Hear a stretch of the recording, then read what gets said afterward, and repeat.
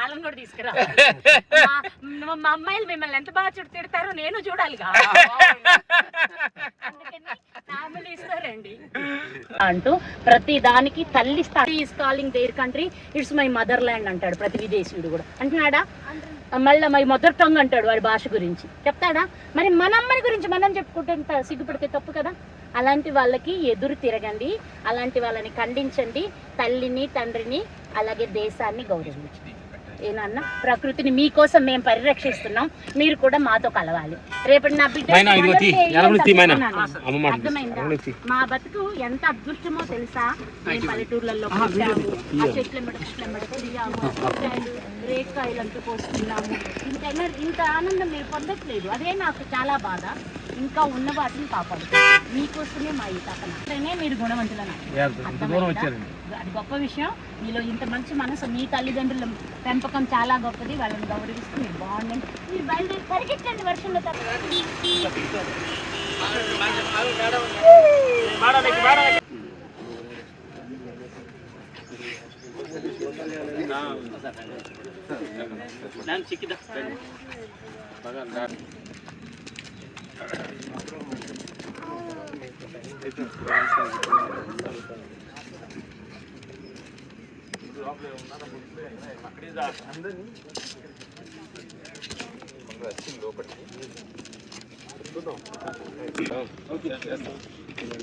Already poster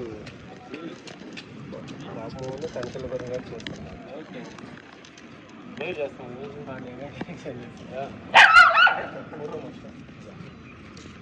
మన సృష్టి, మన దృష్టి మన సృష్టి. మనం ఏ కొన చూస్తే ఆ కొన మనలో మాట్లాడుతుంది. అది నాది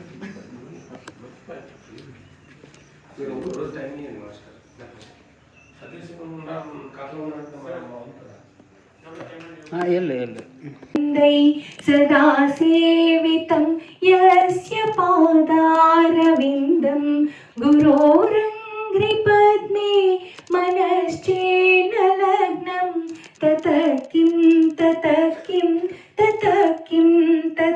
కిం యశో మే గతం దీక్షు దాన ప్రతాపాత్ జగద్వస్తు సర్వం కరేయత్ ప్రసాదాత్ గురోరంగ్రి పద్మే మనశ్చేన లగ్నం తతః కిం న కాంతాముఖేనైవ వేత్తేషు చిత్తం గురోరంగ్రి పద్మే. బోనస్ లాగా మరింత శోభ రామలక్ష్మణ్ గారు. సో రామలక్ష్మణ్ గారు కూడా గట్టిగా చెప్పలు కూడను. ఇందాక ఎట్లయితే ఇంతమంది నిలబడ్డారని చెప్పాను, అట్లాగే నేను బాధ్యత తీసుకున్నాక మొట్టమొదటిసారిగా ఇంటికి పిలిపించి మరి ఈ సినిమా ఎందుకు ఆగింది ఏంటని తెలుసుకొని ఈ సినిమా మళ్ళీ రీస్టార్ట్ చేయడానికి రామలక్ష్మణ్ గారు ఎంతో కృషి చేశారు. సభముఖంగా మీ అందరికీ thank you sir, thank you so much. మీరు సినిమా చూసారు కదా సార్, ఎలా ఉంది మీ అభిప్రాయం చెప్పండి, మీ మెసేజ్.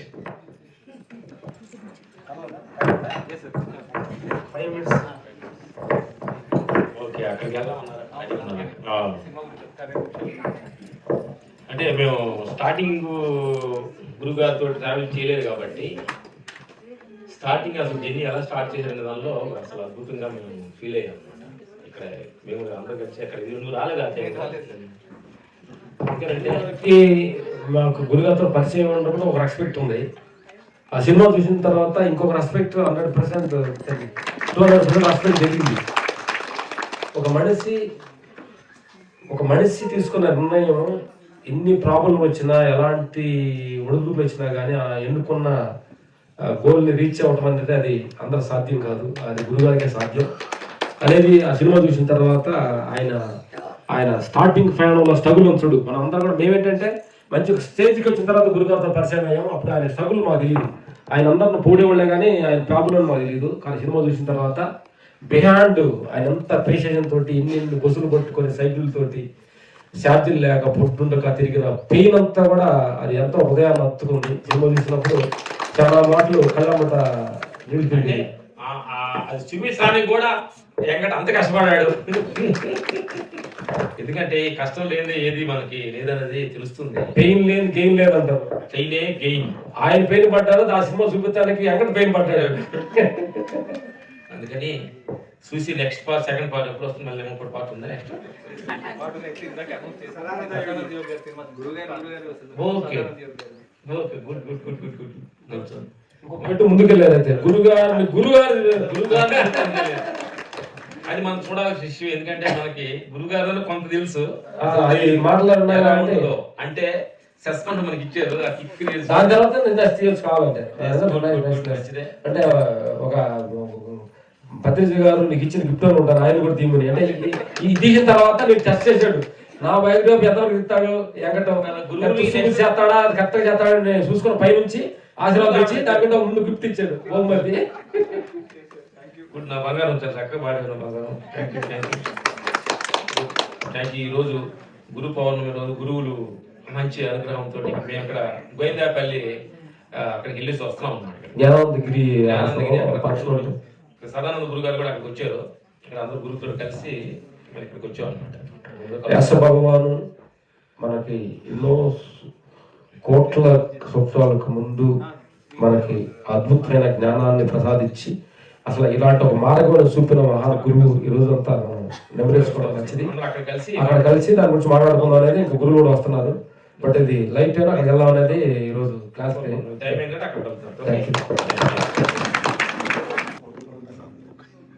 కానీ ఒక స్థితికి వచ్చే వరకల్లా నెక్స్ట్ ఇయర్ చూస్తే జీరో అయిపోతుంది 100%. ఏ ఎక్సైజ్ కానీ జీరో 100%.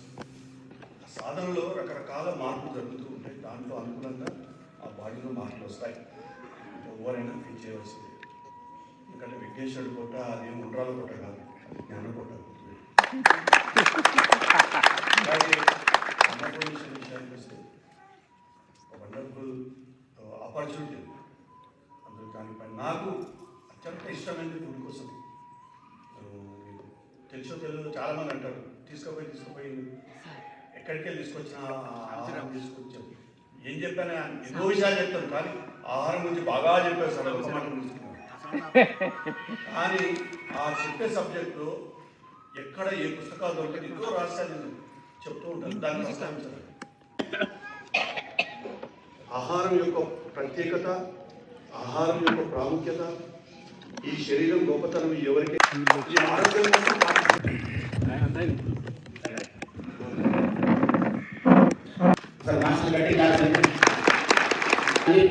వాళ్ళ జ్ఞానం పంచడానికి మన దగ్గర వస్తువులు ఉంటారు. మన అదృష్టం. పత్రిక గారు అన్నారు, మీరు రావడము నేను గత జన్మ చేసుకున్నాను. మన పత్రిక చాలా బాగా పాడినాం. తర్వాత పార్వతీలో కొంత బ్యాగులు అయితే చేశారు. దయచేసి ఆ బ్యాగులు మీరు ఈ మధ్య డిన్నర్ బ్రేక్ థ్యాంక్ యూ. వాళ్ళే కట్ చేస్తారండి. ఓకే.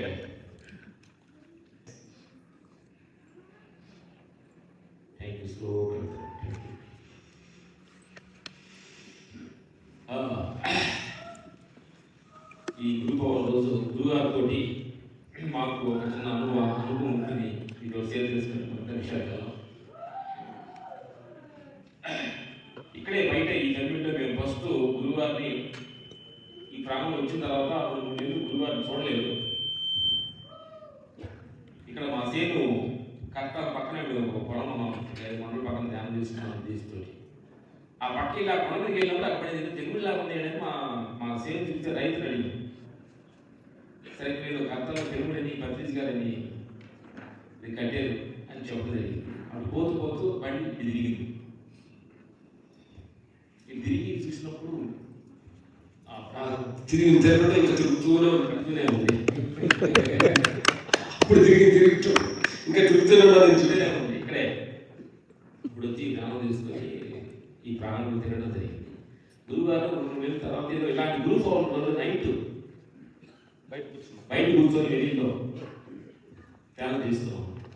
మేమంతా ఏంటంటే గురువుల్ని కొంతమంది మేము గురువులు చాలా చూసినా కానీ గురువులు చూడగానే అక్కడ కాళ్ళలో పడేసి ఆయన నువ్వే దేవుడా అనే అందుకే చేస్తాం. నువ్వే చెయ్యాలి. గురువు మనం అర్థం చేస్తాడు, గురువు మనం అర్థం చేస్తాం. కాంపిటీషన్. ఎందుకంటే అది గురువు మనం చేయాలి, గురువు మనం చేస్తాం. ఉద్దేశం ఎట్లా వచ్చాడు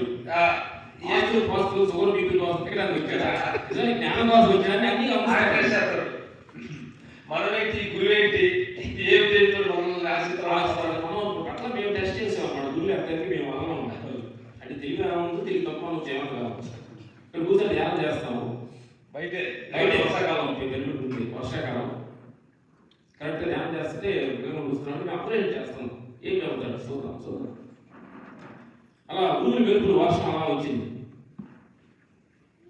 మేము గొడుగు తీసుకున్నాం సినిమాలో కనుక తగ్గకుండా గొడుగు చెప్పి జాకెట్ తీసుకుని కూర్చున్నాం.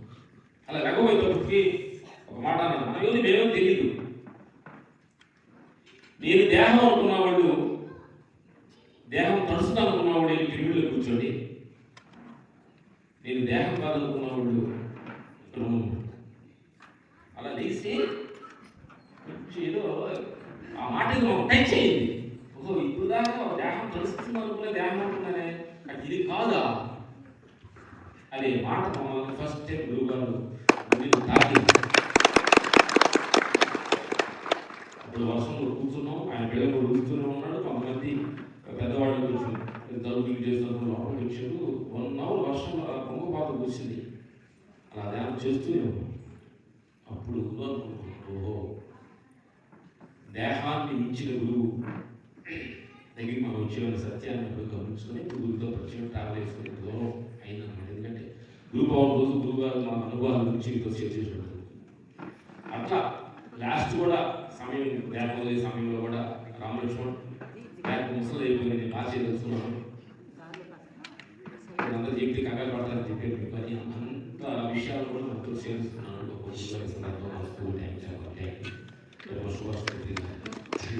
ఆయన గురుగారిని మేము ఎంటర్ చేసి గురుగారు ఫ్లాష్ బ్యాక్ అంతా అసలు కాలేజీలో ఎవరు కొట్టేవాడు ఎలా ఉంది ఎన్ని అడిగి ఆనందంగా ఇంటర్వ్యూ చేసాం. అడిగిన దానిలో ఒకే ఒక క్వశ్చన్ అడిగాం. అంటే గురుపీఠాలు గురువు ఇవన్నీ కూడా ఒక గురువు నువ్వు చనిపోయిన తర్వాత ఇప్పుడనే కావచ్చు, చనిపోయిన తర్వాత నీ స్థానాన్ని ఎవరికి ఇస్తావు గురుగారు, నీకు ఎవరు వారసులు అని ఎవరు ఈ కోటి మధ్యలో నీకు ఎవరు ఒకరు అగపడ్డారు, ఎవరు అగపడ్డారు నీకు ఆ మనిషిని చెప్తారా మేమని అంటే ఉంటుంది కదా. నేను పోయిన తర్వాత ఈ సీటు మా పీఠాలతో చెబుతుంటారు తప్పులేదు వాళ్ళ సంగతి వాడి పద్ధతులు అయ్యి ఇప్పుడు గురుగారు పక్క నన్ను నాకు ఏ ఒక్కడో వారసుడు కాదు, ప్రపంచంలో ధ్యానం చేసిన ప్రతి మనిషి గురువే. కాబట్టి గురువు శిష్యుడు ఎందుకంటే చాలా మంది గురువు దగ్గర తినడం జరిగింది. గురువు వేరా శిష్యుడు వేరుగా విమర్శలుగా కూర్చోబెట్టి ఒక స్థానంలో శిష్యుడు ఉండాలి, ఆ పైన రాకూడదు అని చాలా మంది మేము చూసాం. కాబట్టి ఈ గురువు కాదు, ఫస్ట్ వచ్చిన రోజే గురుస్థానాన్ని అప్పగించిన గొప్ప గురువు సుభాష్ మైకులు ఇచ్చి మీరంతా చాలా మంది మా యూట్యూబ్ చూసి మాట్లాడుతున్నారు అన్నారు. దానికి పదమ గురువు ఆయన మాట్లాడాయా ఇక్కడ ఇదే చేరిపోయిన మాట్లాడతారు అని మైకులు ఇచ్చి మా మేము గురువు ఇంకోసారి ట్రావెల్ అవుతున్న తర్వాత సార్ గురువు గారు మేము 40 days మౌనంగా ఉండాలనుకున్నాం గురువు గారికి కాలం వెళ్ళి చెప్తే ఏదో యాక్సెప్టెన్స్ చేసి కటామని చామంది కొట్టాడు. మీరు దిగిపోయి గాలి పడ్డారు, మీరు ఉండడానికి లేదు, మీరు మౌనంగా ఉంటారు మీరు మాట్లాడుతూ ఉండాలి. Okay thank you. మీకు నచ్చుకోలేదు కానీ మాట్లాడాలనుకున్నాం. ఎస్ మాట్లాడాలనుకున్నాం. మర్చిపోతుంది కదా నాకు అయితే మర్చిపోతుంది అక్కడ అట్లా అవుతూనే ఉన్నాం. Thank you. అందుకని మేము గురువు గారు చెప్పేంత జ్ఞానం మా దగ్గర లేదు, అదే జ్ఞానం కూడా కాదు. ఇందాక నిన్నే చెప్పాలంటే మామిడి గారు ఎక్కడికి వెళ్తున్నారు అంటే గురువు భవన్ వెళ్తామని మామిడి పక్క నవ్వింది. అంటే మీ మాట వినేవాడు కూడా ఈ ప్రపంచంలో ఉండాలని గొప్పవాడు మీరు ఎంత ఓపిక రామలక్ష్మణ్ మాట్లాడుతున్న పుల్లే గారు చెప్తుంటే ఎంత ఓపిక మీరు ఉండాలంటే అంటే మీకంటే ప్రపంచంలో పెద్దవాళ్ళు ఎవరు లేదని మేము మనసు అంటున్నాడు ఎప్పుడు మమ్మల్ని ఆ మాట సున్నా పెట్టి అర్థం తెలియదు, మీరు మైకి మాట్లాడరా మీరు చాలా తెలియగలవాడు చదువుకున్నాడు బంగారు తల్లు అంటే రమణ మహర్షి చెప్తారు కదా, గురి పెట్టిన వాడే గురువు అంటారు. ఎవరైతే ఫోకస్ నేను ఎవరున్నాను అసలు నేను ఎందుకు వచ్చాను అనే విషయాన్ని కానీ ఫోకస్ చేస్తే అంతకు మించిన గురువు లేడు అదే రమణ మహర్షి క్లాస్ ఇది. కాబట్టి మీరంతా ఇక్కడ కూర్చోండి, అందరూ గురువులే. ఎందుకంటే మీ మీద మీరు ఫోకస్ చేస్తున్నారు కాబట్టి. ఎందుకంటే చాలా మంది ఈ ప్లేస్ రాలేదు కదా, గురు పౌర్ణమి చాలా మంది ఎవరిలో ఉంటారు. ఈ గురు పౌర్ణమికి గురువుల గురించి తెలుసుకోవాలి వచ్చినారంటే గురువే, దాంట్లో తిరగలేదు. కాబట్టి మీరే అద్భుతమైన గురువులు. అందుకని ఈ గురువులు అందరికీ మనస్ఫూర్తిగా ఆలోచన చేస్తున్నాం. కూర్చొని ఒకే రకం పట్టేసుకొని తలభాగాలు కూర్చొని ఉన్నారని చెప్పి పెద్ద జ్ఞానం అనుకోవద్దు. ఎందుకంటే మాకు అర్థం అవుతుంది, అది మీకు అర్థం అవ్వట్లేదు. కానీ మాకంటే ఇంత జ్ఞానులు అజ్ఞానులు ప్రపంచంలో లేదంత కరెక్ట్గా అర్థం అవుతుంది. మా బాగా ఉంటుంది, అప్పుడు ఉంటుంది నీకు బుద్ధి లేదంటే నీకు తెలుసుకుంటా ఉంటుంది. అంటే అదే బుద్ధి రాకుండా రోజు ముందు వచ్చినప్పుడు జరిగేది కదా. జ్ఞానం లేట్కి వచ్చిన వల్ల నువ్వు నా ఇంటికి వచ్చావు, అదే ఎల్లి వచ్చా నా ఇంటికి వచ్చాను కాదు. ఎందుకంటే అప్పుడు శివులు పెద్ద అవుతుంది తల్లి. ధ్యానంలో మనం కొంచెం పర్ఫెక్ట్నెస్ కావాలంటే ఇల్లు గెలిచిన తర్వాత రచ్చగలము నా పెద్దలు కనుక ముందు భార్య గెలవాలి, భర్త భార్య కావాలి, భార్య భర్తములు కావాలి. అసలు నేను మాకు అనుభవించినట్టే ఈ ప్రపంచంలో జ్ఞానం అంటే ఏంటి అంటే భార్య దగ్గర, పిల్లల దగ్గర, అత్తమామల దగ్గర, నువ్వు చేస్తున్న పని వాళ్ళ దగ్గర వాళ్ళందరూ పాపులన్నీ వాళ్ళ మాటలు అన్ని తీసుకొని మన అనుభవం తీసుకున్నావే, అదే మనం తీసుకెళ్ళే ఒక అనుభవం ఉంటా. భగవంతుడు అయిన తర్వాత పైకి వెళ్తారు అడుగుతాడు అనుకోండి, భూమి పంపించాను ఏం తెలుసుకొచ్చావు, మీ భార్య దగ్గర ఏం తెలుసుకున్నావు, కుదిరేదా, ఓహో అంటే నీకు కుదిరేదా. ఎందుకంటే అవతారంలోకి ఏంటంటే మనం అర్థం చేసుకోండి, అవతారంలో బుద్ధి లేదు అని ఎప్పుడైతే మనలో నుంచి వచ్చిందో ఫస్ట్ కుదిరేడు ఎవరు, ఇది నిప్పం, ఇది నీ మీద ఇస్రేయాలని మా ఎదురు ఉన్న డిప్యూటీ ఇస్రేట కాలేజీ కొంచెం అది తప్పవచ్చు కానీ ఫస్ట్ కాలేజీ. అందుకని నేను అనేది నా తల్లిదండ్రులారా, నా పరమాత్మ స్వరూపులారా, ఈ ప్రపంచాన్ని సంసారాన్ని గెలవాలంటే ముందు ఇంటిని గెలవాలి. ఎందుకంటే మా పిల్లలు మా ఇంట్లో మా పిల్లలు అంటారు, డాడీ ఎవరు చెప్పినట్ట కానీ మీరు చెప్పిన అంటారు. అంటారు మీ పిల్లలు మీరు ఎంత పెట్టి ఘనంగా మాట్లాడారని మీరు అంత అనుకొచ్చాము, మా మాట ఆవకాయంతో జోక్ చెప్తాము కాదు. మా ఆవిడ అంటే వచ్చిన మేము ఉట్టేసుకున్నాం మామిడి గారు మేమంతా. అంటే జ్ఞానం ఎలా కావాలని దానికి టెక్నిక్ తెలుసుకోవాలి. ఎందుకంటే నిన్న ధ్యానం చేస్తున్నప్పుడు కబడ్డీ ఆడటానికి వెళ్తున్న 6 మధ్యలో ఒక మనిషి చాతుర్యంగా వాడి నలుగురు పట్టుకుంటే ఆటాడి ఇట్టాడి ఆ ఫ్యాన్ ఎలా తీసుకొస్తున్నామో ఈ ప్రపంచమైన నాటకంలో, సంసారమైన ఈ నాటకంలో, ఈ నాటకంలో అలా ఎలుతూ ఇలా ఎలుతూ ఆడుతుండి తిరిగి టచ్ బయటకు వచ్చారు.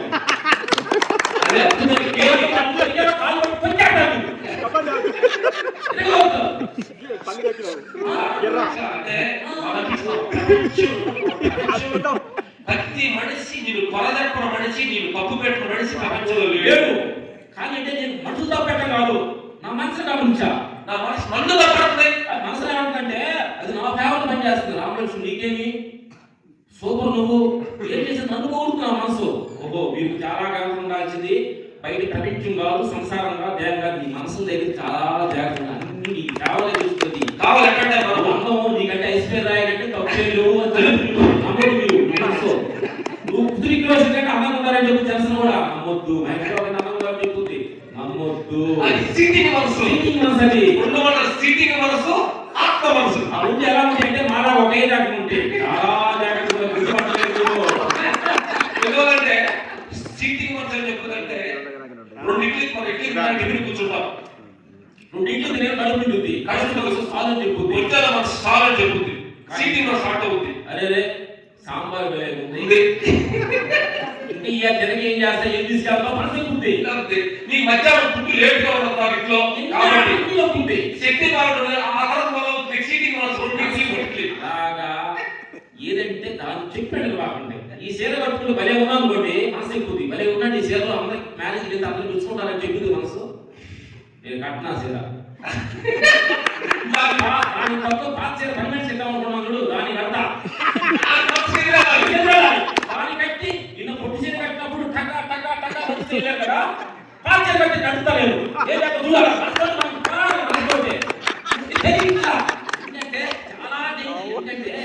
జ్ఞానం పొందటంటే ఏదో కడుగుతుంటే కాదు ప్రపంచాన్ని మనం చాలా జాగ్రత్త తీసుకోవాలి. మా బావి గారి దగ్గర నుంచి మేము నేర్చుకున్నాం. మేము అంటే తెలివితేటలు ఉపయోగించాలి. జ్ఞానం తెలివితేటలు మిగతా ఉపయోగిస్తున్నాం. మనిషి 10 గంటలు కోపం వచ్చింది తిట్టాలి ఇమోషన్ అవ్వాలి కదా తప్పదు కదా. కోపాన్ని భయపెట్టి దూరుకుంటారా మన భార్య దగ్గర కావచ్చు బయట కావచ్చు. అప్పుడు మా ఆవిడ ఉపయోగిస్తున్నాం ఇద్దరు మా హ్యాపీగా ఉండే తెలుసా.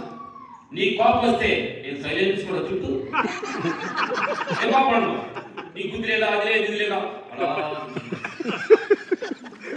నా కోపం నా సైలెన్స్ నీ బుద్ధి లేదా ఇది లేదా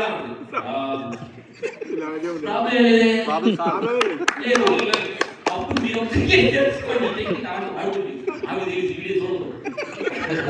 అంటే మాట్లాడినప్పుడు మాటకి మాట అంటే మనిషిని ఎదుటి వాళ్ళు మాట్లాడేటప్పుడు సైలెన్స్ మూలంలో ఉండే గమనించండి అంటే అది భగవంతుడు కాదు. తెలుసుకోండి ఒక మనిషి ఒక శవం దగ్గర వెళ్ళండి. ఆ శవం తిడుతుందో కోపడుతుందో అంటే అప్పుడు మీరు కోపడవచ్చు. లోపల నుంచి మాట్లాడుతుంది ఎవరు కోపడుతుంది ఎవరు తిడుతుంది ఎవరు భగవంతుడు. భగవంతుడు ఒక చైతన్యంలో నుంచి వస్తుంది ఈ మాట. ఏ మాట ఈ ఆత్మలో నుంచి బయటకు వచ్చింది కోపమైన అవ్వచ్చు బాధ అయినవచ్చు అది ఆత్మలో నుంచి వస్తుంది. ఆ భావం ప్రతి మనిషిలో జీవించాలి. ఎందుకంటే నా పరమాత్మ స్వరూపులారా మీరు హ్యాపీగా ఉండాలంటే కొన్ని తెలిసినా తెలియనట్టు కొన్ని చూసినా చూడనట్టు కొన్ని విన్నట్టు నడక తెలిసినా కాళ్ళు నడవలేనట్టుగా ఉంటే ఈ ప్రపంచంలో సేఫ్గా ఉంటారు. అన్నింటిలో వెలువెట్టేసి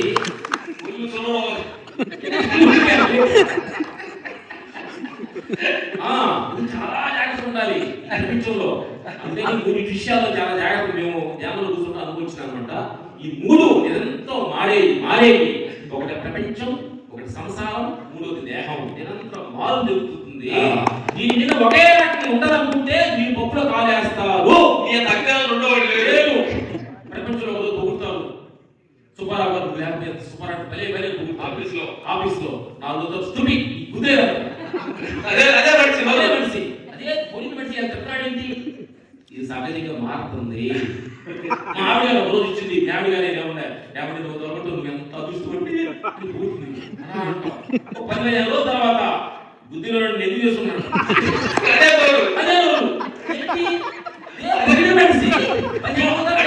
ఎప్పుడు పోగొట్టున్నారు కదా అది జరగట్లా.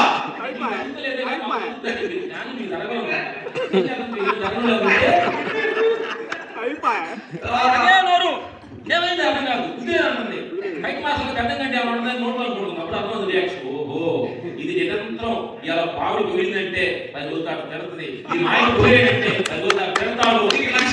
ఇది లక్ష్యం. ఇది దీనిలో ఒకే ఎక్స్పెక్టేషన్ అవసరం లేదు. పోయిందా నీకు తిట్టుంది కదా నీకు తిట్టిందా రేపు పోతుంది కదా అనుకుంటే హ్యాపీగా ఉంటారు. మేవిడి గారిని అత్తగారిని తోడుగారిని తిడితే తోడుగారు గారిని మీరు తింటే అంత అందం ఉన్నారండి.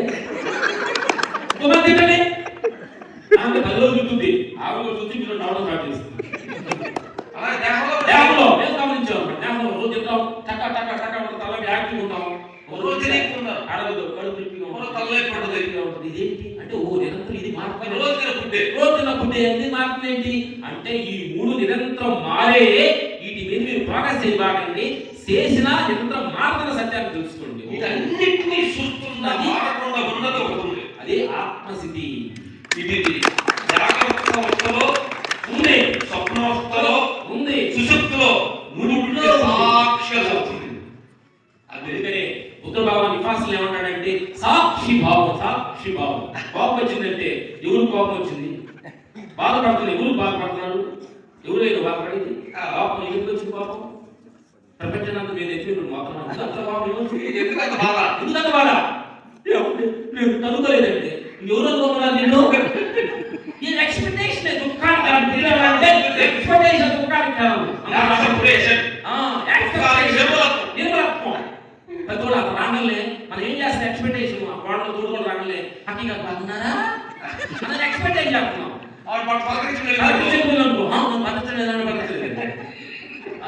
ఎక్స్పెక్టేషన్ దుఃఖాలు కారణం ఆవిడ పడకరించిపోయినని హ్యాపీగా ఉంటా పడకరించని హ్యాపీగా ఉంటా నాకు లాభం వచ్చిన హ్యాపీగా ఉంటా నష్టం వచ్చిన హ్యాపీగా ఉంటా ఈ దేహంలో సుఖం వచ్చిన మీకు వచ్చిన హ్యాపీగా ఉంటా అదేంటే శరీరానికి సుఖం వచ్చింది మీకు కాదు సుఖం వచ్చింది ఆత్మకి ఈ ప్రపంచంలో షుగర్ కానీ బీపీ కానీ హాస్పిటల్ కానీ ఉన్నాయి చెప్పండి ఇక్కడ అట్లా చెప్తారా లేదా ఆత్మనే చెప్పండి ఏ హాస్పిటల్ చెప్పండి మీరు ఆత్మ మీరు దేహ మరి ఈ షుగర్ ఎట్లా మేము ధ్యానం చేస్తున్న షుగర్ తగ్గట్లేదండి షుగర్ ఏమైంది పోవటానికే షుగరు బీపీఓ నేస్తం ఏమంటారంటే ఈ పోయేయడం ఎవరు అనకుండా ఈ షుగర్లను పోయేడండి ఆ పేరు కోసం తప్ప అది షుగర్ నువ్వు కాదు బీపీ నువ్వు కాదు వచ్చే రాని పోతే పని ఆత్మని సత్యాన్ని గురుకోవడం సత్యోసుకోండి